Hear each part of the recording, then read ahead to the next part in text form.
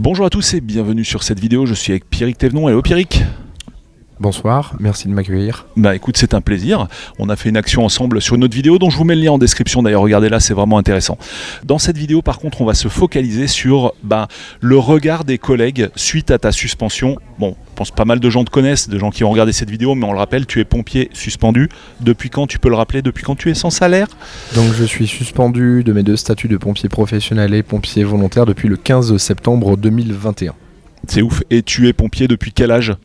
Alors, pompier volontaire depuis l'âge de 16 ans, donc ça faisait 17 ans que j'étais pompier volontaire, et pompier professionnel depuis mes 23 ans de mémoire. J'ai été engagé en gros le 1er septembre 2012 au centre-ville notamment de Lyon. Tu sais combien d'interventions tu as réalisées au total depuis que tu es pompier? Tu as des chiffres là-dessus ou pas? Alors, de manière approximative, vraiment très approximative, une fois j'avais voulu essayer de calculer, ça doit être un peu plus de, entre 6 et 7 000 interventions à mon actif. C'est un truc de fou. Tout statut confondu. En fait, je suis parti d'un postulat relativement simple, c'est que en pompier professionnel, en 10 ans, je faisais à peu près, juste sur le statut de pompier professionnel, en moyenne, entre 550 et entre 500 et 600 interventions par an. Donc juste avec le statut professionnel, je devais être à peu près aux alentours de 5500, 6000 interventions. Et en pompier volontaire, suivant les années, suivant la disponibilité que j'avais, ça pouvait tourner à 60, 80, une centaine d'interventions par an. Voilà, ce qui est une moyenne, on va dire, pour les pompiers volontaires, quoi. Donc on va dire que tu as aidé quelques personnes. Voilà, quelques personnes avec plusieurs milliers d'interventions à mon actif. Bon, alors c'est pas le sujet de la vidéo, mais du coup le regard des collègues, ceux qui eux sont restés en poste, ont accepté l'injection ou pas, mais en tout cas ont un joli petit certificat, comment ça se passe avec eux? Alors j'ai quelques retours avec de quelques échanges avec des collègues. On aborde rarement le sujet, mais il n'y a pas d'animosité avec ceux avec qui j'ai de l'échange.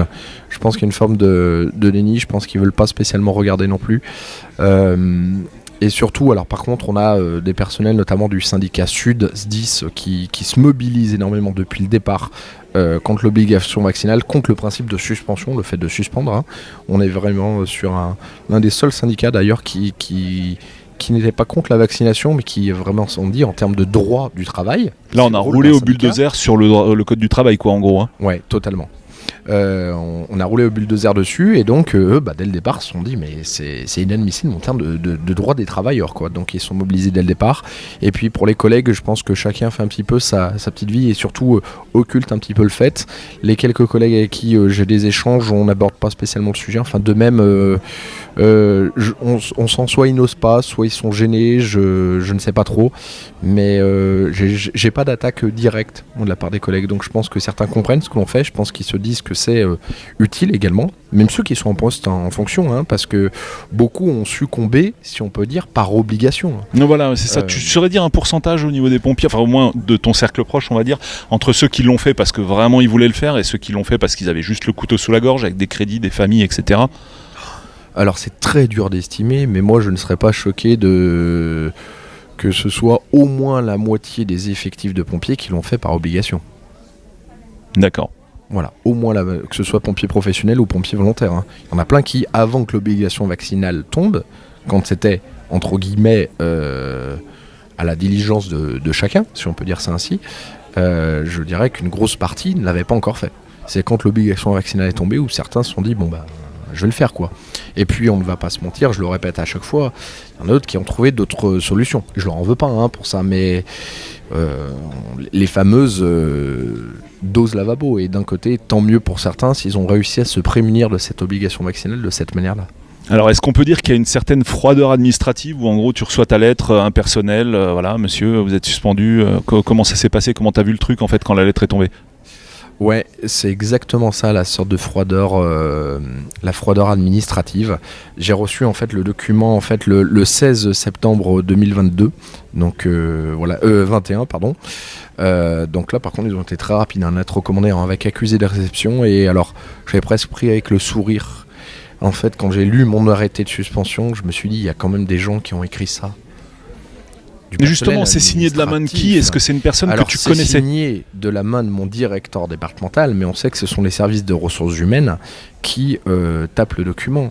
Et donc avec votre nom, ou il y en a qui ont écrit quand même de toutes mains, C'est ce que je vais essayer de faire percevoir, c'est qu'il y a quand même des gens qui ont réussi, oui c'est peut-être leur travail, mais à écrire de leurs propres mains, on te suspend en gros sans salaire. On l'a arrêté, c'est pour une mission en fait, pour une raison d'ordre de je sais plus comment c'était stipulé exactement, mais article 1 de mon arrêté, comme je suis dans la fonction publique, ce sont des arrêtés avec des articles, donc vu la loi, vu ceci, vu cela, etc. Article 1, Pierrick Thévenon, sergent-chef de sapeurs-pompiers professionnels, est suspendu de ses fonctions pour des raisons d'ordre public en vue de protéger la population, quoi. Alors Pfizer explique qu'il n'y a pas de transmission, donc comment tu la protèges, la population ? Bah justement, c'est là où on est totalement sur du faux. On est sur des gens qui ont appliqué, qui sont pas posés de questions, qui ont appliqué, qui nous ont suspendu parce qu'on leur a demandé. Donc là, il y a des actions en cours, des procédures au niveau des pompiers. Comment ça se passe là ? Ouais, donc il y a le syndicat Sud qui avait déposé une requête auprès de la Cour européenne des droits de l'homme, donc j'étais tête de dossier. Donc avec 268 dossiers, ils ont analysé pour l'instant que la mienne, là pour l'instant ma demande a été rejetée au sens où ils estiment qu'on n'a pas saisi toutes les voies de recours interne. Et je suis positionné également donc cet été sur une requête et un référé auprès de l'avocat maître David Guyon et un référé liberté auprès de Diane Prota également cet été. Donc les deux, dans tous les cas, c'était pour suite à l'arrivée notamment de pompiers étrangers avec les feux de forêt justement dans le sud-ouest. Scandale absolu.